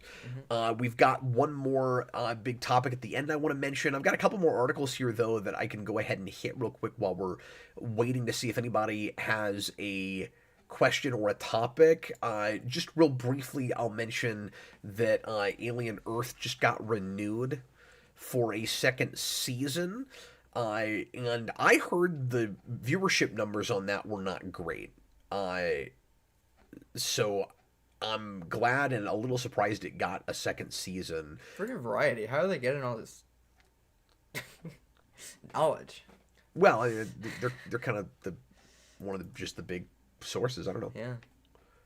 I go to them when I find them, just because that usually is a reliable source. So that's why you see a lot of Variety articles. But anyway, I have not watched that show yet, but I want to, and I'll probably start on it somewhat soon, because I'm in the mood after the new Predator movie, which I liked a lot. I kind of want to see it again. Yeah, it was really great. The prequel comic for that started today, and I decided not to go ahead and get it, but I'll probably read it when it's done.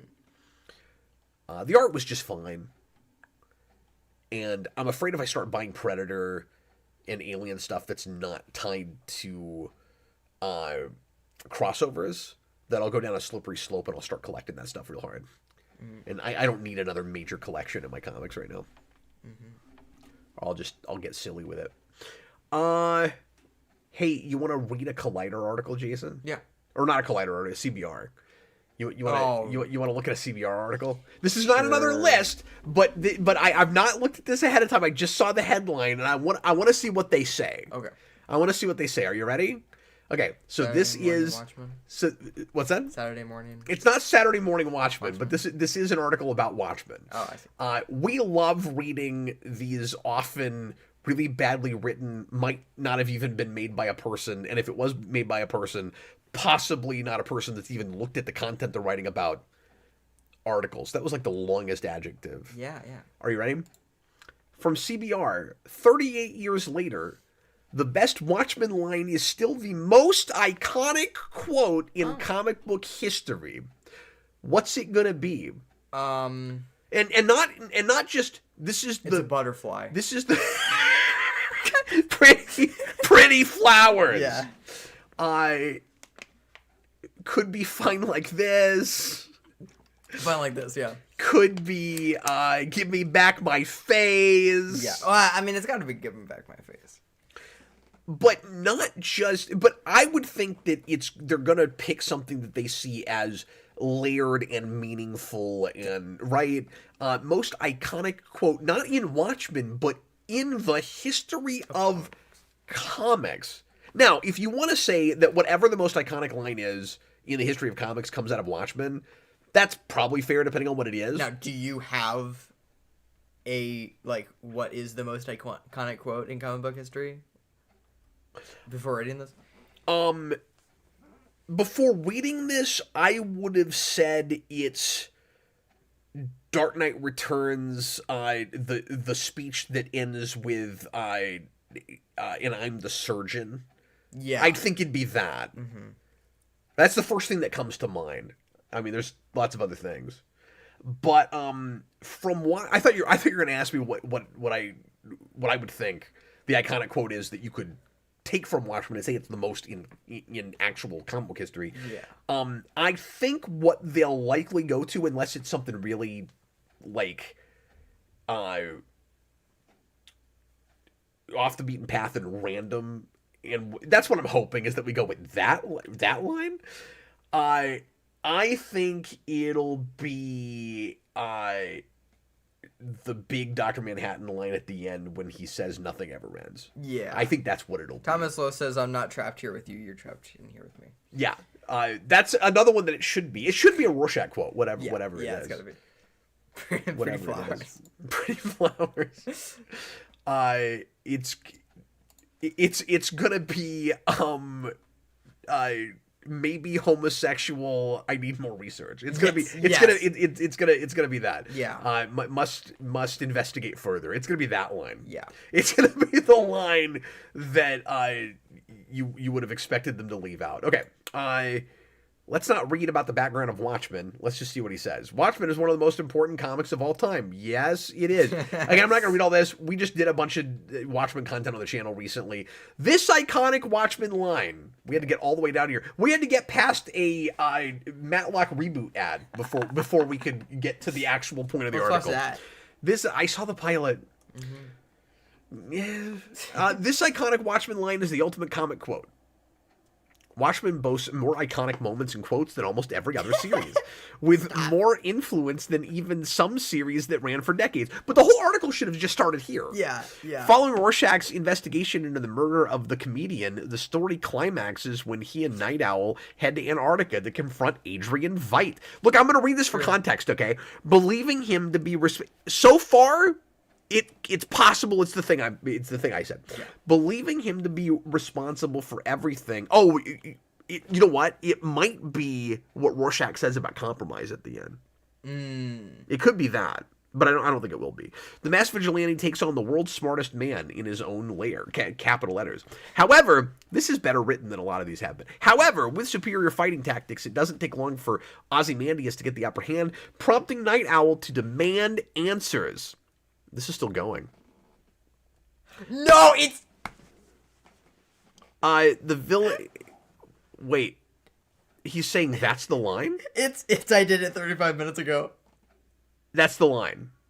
I knew it. Do it, Dan. I'm not a Republic serial villain. Do you seriously think I'd explain my master stroke if there remained the slightest chance of you affecting the outcome? I did it 35 minutes ago. That's the line. Nicholas Bono calls it. Upending years of comic book and movie precedent of telling the hero the master plan so they can foil it, Ozymandias secured his place in pop culture history with the twist. I mean, it's a good moment, but like most iconic line, have you ever heard anyone quote that? I'm gonna start quoting that now. I did it 35 minutes ago. Hey, Cap, when does the Captain Logan show start tonight? I did it 35 minutes ago. This is why I read this, because they're always nonsense. Yes. I was giving this... There's more. Again, too much... Yeah, it keeps going, but we're not going to keep going with it. Well, that was a fun time waster. Do we have any questions now? Anything anybody wants to talk about before we hit our final segment tonight?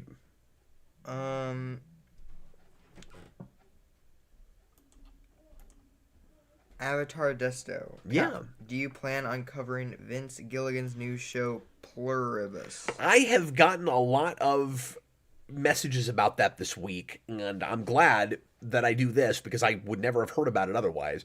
I've seen nothing about it online anywhere except some of you guys sending me messages about it, and everybody says it's great. And Adam sent me a message about it too. Wow. And was like, hey, you got to watch the show. It's really interesting. I want to see that. It's on Apple. Yeah. And so I'll have to, I guess, subscribe for a minute to Apple to watch it. That lets us show Mom Tetris. I got to remember to do that. That's a good point. So I got to remember to do that. Did you ask if I was going to cover it? Yeah. Yeah, I don't know. I'll have to look at it and see if I want to actually do a video on it and talk about it. Or I might just check in here and do a little segment on it on the show. Yeah. But I'm glad he's doing more stuff outside of the Breaking Bad world that people are excited about. That's great. Oh, that's who that is. I mean, the man is just a visionary. Like an actual honest-to-God visionary. Brayden, that is baffling. It was baffling. Brayden, or you can pirate it. I will pirate it. Yeah, if it was going to be that, why not just make it like you're not stuck, you're not trapped in here with me. I'm not trapped in here with you. You're in here with me. Like, yeah, or Fine Like This. Fine Like This. Or Pretty Flowers. I did it 35 minutes ago. I did it 35 minutes man, ago. I want to read that again now. Or Moloch. You know the kind of cancer that you get better from. That ain't the kind I got. Yeah. It could have been that. That's the most iconic line in comic book history. But yes, I am very intrigued to look at that show. And I've not looked into the premise or anything. I have no idea what that show is. Mm-hmm. I want to go in totally blind. So nobody tell me what it's about. I'm going to go. And luckily nobody has yet. The messages I've gotten have just been, watch this Pluribus show. It looks great. I mean, it's great. Yeah. It's Vince Gilligan. You got to do it. Okay, Jason's about to fall asleep. So let's talk about Funko Pops. So Funko Pop, this is an article from Kotaku. Everybody's reporting on this. Funko Pop is $241 million in debt, folks. That's insane. As it issues dire warning. The collectibles company is crashing out. Is it cashing out or crashing out? It's crashing out. Usually crashing out would mean, like, getting really mad. Yeah, I don't know what that means. It seems like you amalgamized two sentiments there. Last week, I know I'm always just... Amalgamized. I'm always just criticizing the the copy, Jason. Last week, the Funko Pop company hit investors with a dramatic disclosure. There is substantial doubt. I'm going to make this bigger. There is substantial doubt about the company's ability to continue as a going concern for the next 12 months. It revealed in its last quarterly earnings report. This is the company warning that it's at increasing risk of defaulting on its loans. How much is that? Roughly $241 million. Funko has made, so think about this for a second. They've made pop figures for virtually every freaking property you've ever heard of. Yeah. Going back, like, well over a decade. Yeah. Like, what, 15 years at this point? 12 years? 2011. Wow. Mm-hmm. Is it that early? Yeah. And in order to keep the oversaturation going, I mean, they've got insane amounts of repaints. They've got like, you know, reissues of figures they've made a long time ago. They've got like variants. They've got exclusives for lots of different stores. In order to keep the oversaturation going, they've taken out $240 million in loans. Mm-hmm. They're not just broke. They owe insane amounts of money. Yeah. And I mean, I know they're not the only company in that boat, but we've been sitting around for years now wondering when the bubble was going to burst. Yeah. And what this suggests is that it did already, and they've just hoped nobody would notice. And they've just been continuing like business as usual. The first hint that something was really wrong, besides just you'll go into certain stores. Well, okay, it's a couple things. I was going to say, besides the fact that you'll go into some stores and there's a lot of them on sale. You know, there's that. There's a lot of like buy two, get one sales, and you'll have stuff from properties that people aren't as interested in that get dropped down to $6 or $7 or less. You've got that. And then there's also the fact that there are a lot fewer stores that carry as many of these as they used to. Yeah. 10 years ago, or 8 years ago, oh my God, you couldn't get away from them. And I mean, you'd go to around here, now I know not all of you guys know this company, around here you'd go to Vintage Stock, and there'd be a whole row all the way down the store of just that, like an aisle that's just Funko Pop. Yeah.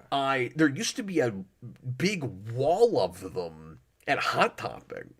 That has been condensed massively. There are stores that used to carry them that I go to that don't have them hardly at all or at all anymore. Kind of crazy. But the first real big sign that the bubble was bursting with these was the whole landfill fiasco.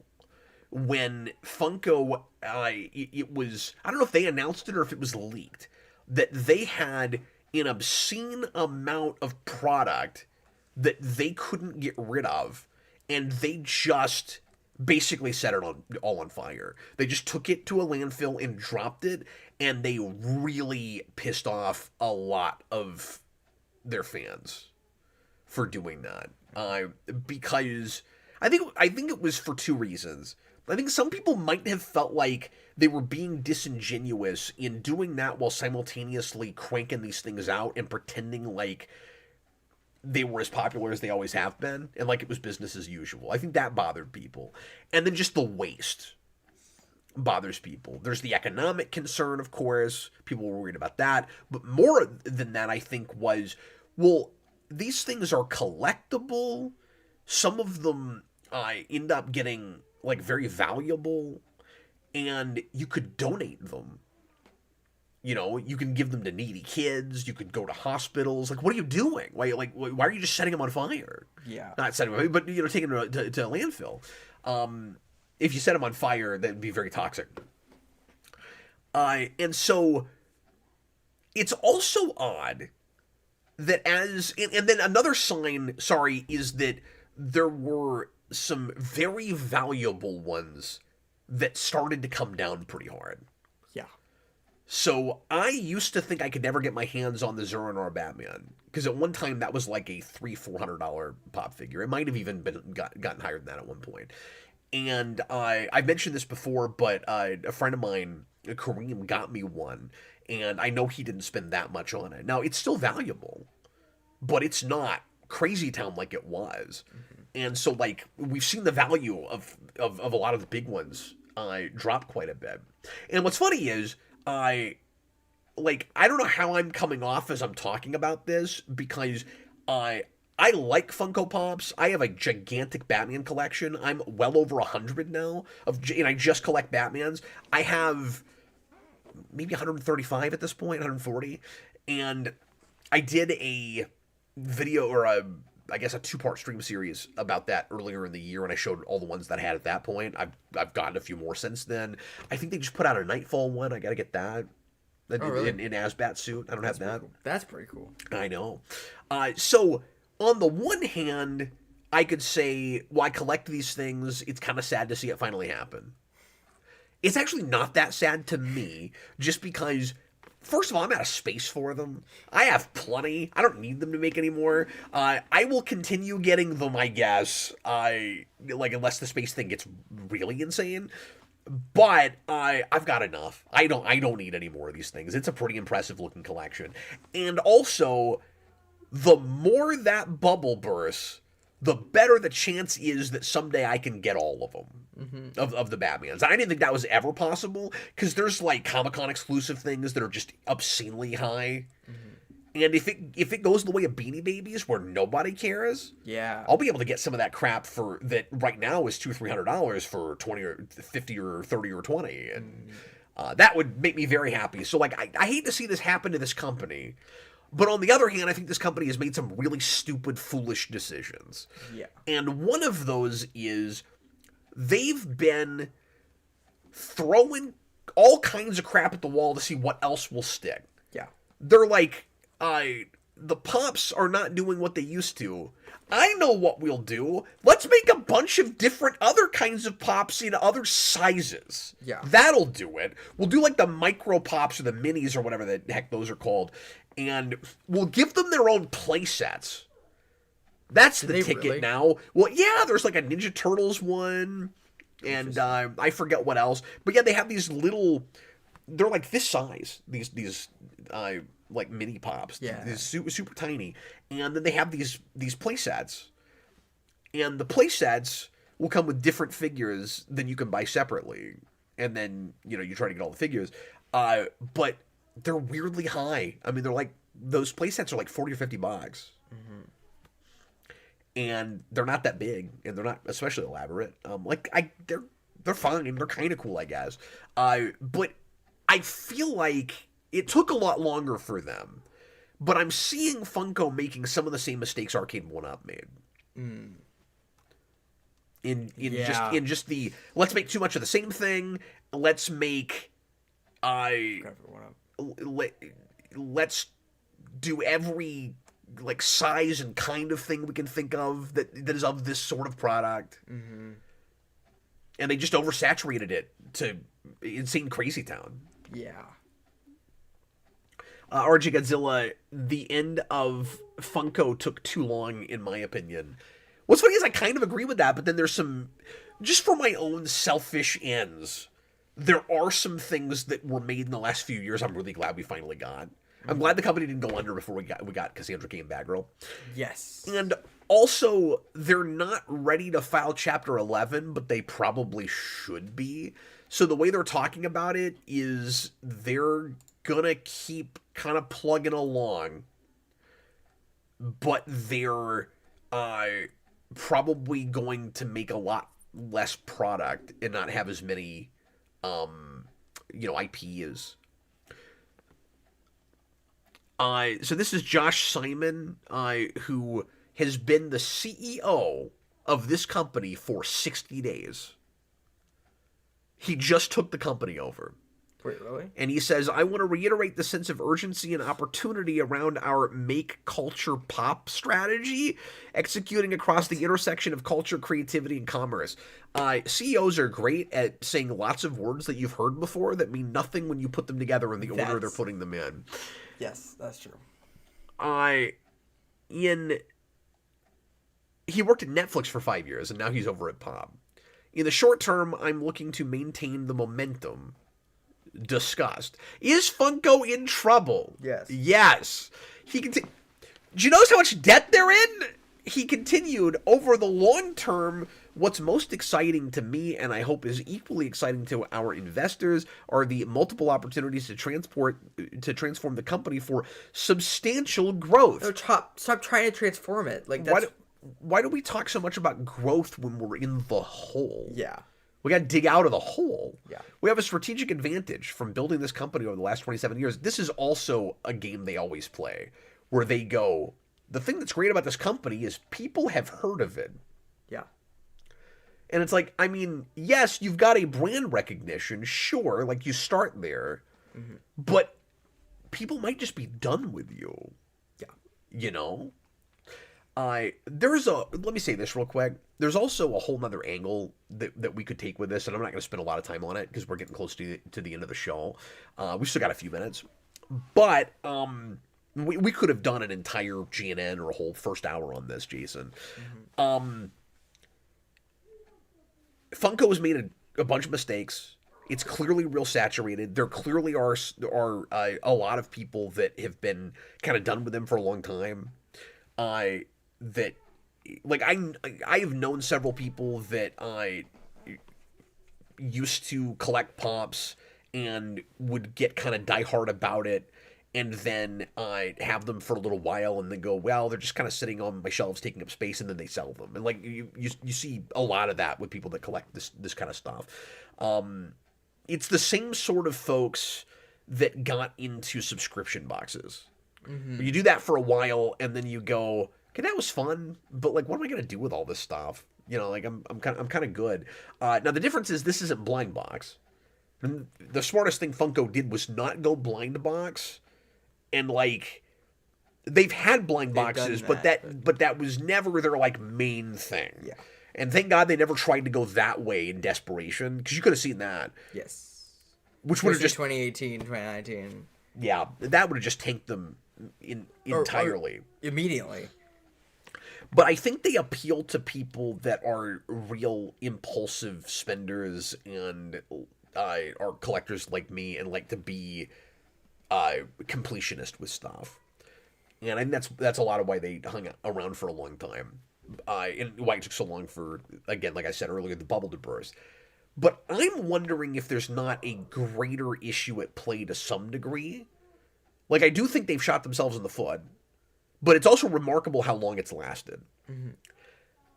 I think the generations coming up now, your generation, the generation right after it, you know, Gen Z, Gen Alpha, I think you guys, and I say that broadly, do not have the accumulation of things mentality that my generation did. Like, you guys are being brought up with subscriptions. You guys are being brought up with free games you play on your phone. You're being brought up with YouTube content before even going to a movie theater or watching Hollywood stuff. And your generation, not you, but your generation doesn't care about owning physical media. And the collectibles thing, I'm not saying nobody in your generation collects, but it's not as prevalent as it is with mine. And my generation is middle-aged and getting older. And I think there's something about hitting your 40s where some of us start kind of rethinking, do we need as much of this stuff gumming up our house? And you've spent a lot of time trying to recapture your childhood, like recollect your childhood. Yeah. And for some people, it's because they have kids and then they get to re-experience the stuff with their kids. And then their kids get older and then grow up. And then you're not going to have that as hard necessarily with your grandchildren. So I guess the point I'm trying to make is, I don't know if the bank on your nostalgia from when you were a kid works for your whole life. And if the next generation growing up isn't latching on to the same things their parents did, there's not as much to sell them, because I don't know that there's as many nostalgic properties that your generation, when you guys hit your 20s, are gonna want to go back and rebuy. I don't know that there is as much of that. It's a suggestion. I don't know if I'm right about that. Yeah. But that is a thought. So, like, whether your generation will buy any of the collectibles or not, they're already going to lose a good deal of market share from people from my generation and older than me that hit a kind of a ceiling and go, I've been rebuying my childhood for 20 years. Yeah. I think I've kind of done enough of that. Do I really need to keep rebuying and rebuying this stuff? Yeah. And people talk about how the nostalgia thing is kind of cyclical every 20 years. Where you'll notice this, where when something is about 20 years old, it starts getting resold to you really hard, and people haven't looked at it in a good while. 10 to some degree, but especially 20, where it's like it's the big 20th anniversary of this thing, and you haven't even thought about this in a long time, and don't you miss that? Isn't that great? And then it's not going to be as impactful in another 10 or 20 years. Yeah. That seems to be the sweet spot, is 2 decades. Yeah. So anyway, I know that was something of a soliloquy, but sure. That was a thought I had today. Soliloquies. RJ Godzilla, I think they'll buy anime stuff. That's true. That's the one big thing. Yeah. Because of Japan, I don't know. Well, that's some of the only, like, really original, interesting, fun stuff that's being made that's not just, again, trying to resell you something that existed already. That's true, yeah. And that has a lot to do with it. What do you see from your peers with this stuff? Like, what are kids your age buying? Well, it's different for me because I am either with girls my age, because you're in dance, or both guys and girls who are like 5-10 years older than me, because I'm in college. So yeah, so that's interesting. Yeah, and I'm not exactly sure what they're buying. I know girls are just buying makeup and stuff and clothes and stuff. Like, I feel like girls have always done that. Yeah. So it's like, I'm not sure. Some things don't change that much. But also as far as so I'm not sure, like, toys wise, or collectibles wise. I was gonna say, or if anything, like it seems like toys, the market itself is dropping off. Yeah. And we didn't even get into that, but that also is part of this whole thing. But I mean, as far as like, because again, the kids are in their tablets, and the adults have maybe grown out of it to some degree. Yeah. I mean, I see videos all the time from toy collectors and video game collectors selling their collections and saying, I've kind of had enough of this. Mm-hmm. But as far as, let's just say TV goes, right? It's a lot of YouTube and a lot of anime. Yeah. And that's kind of it, which is really interesting.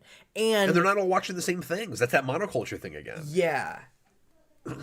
And that, like, there are a couple like Netflix shows. Like, I know, I knew a lot of people who into Wednesday when that first came out. And, yeah.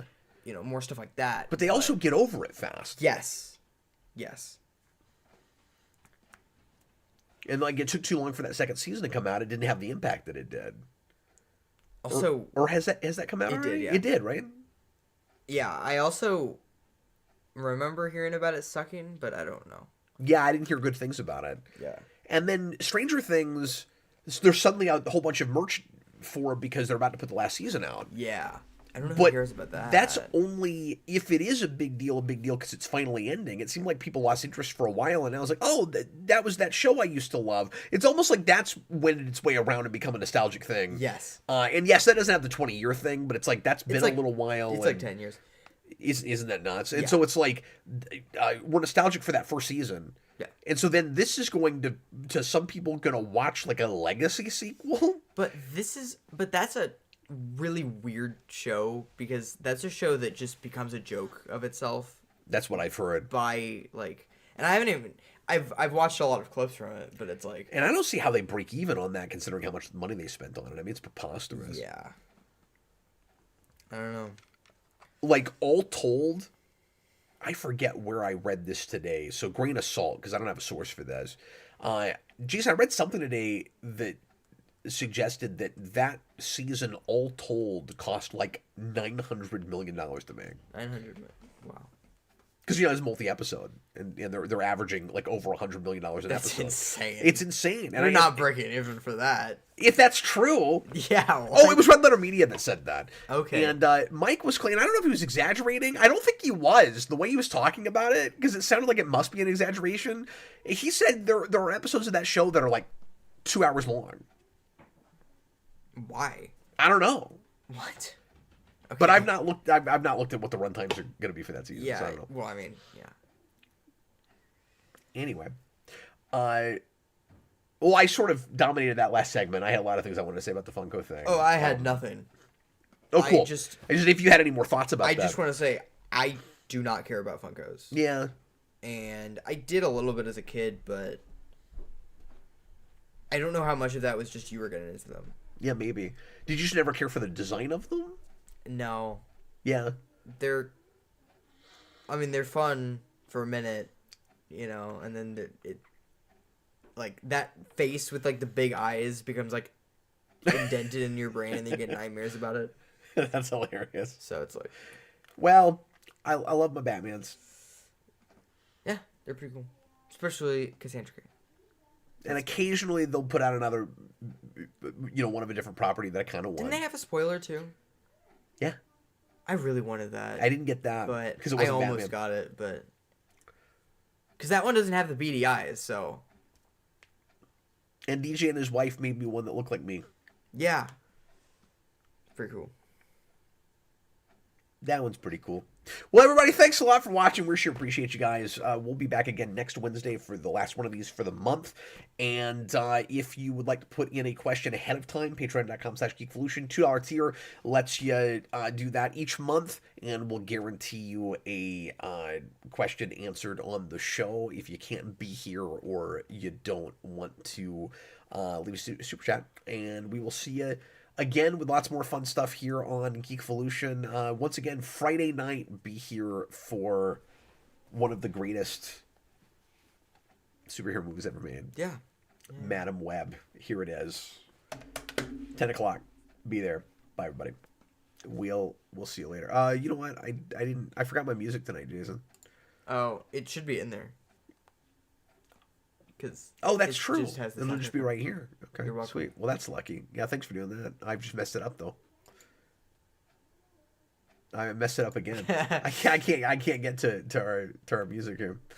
Okay, bye everybody.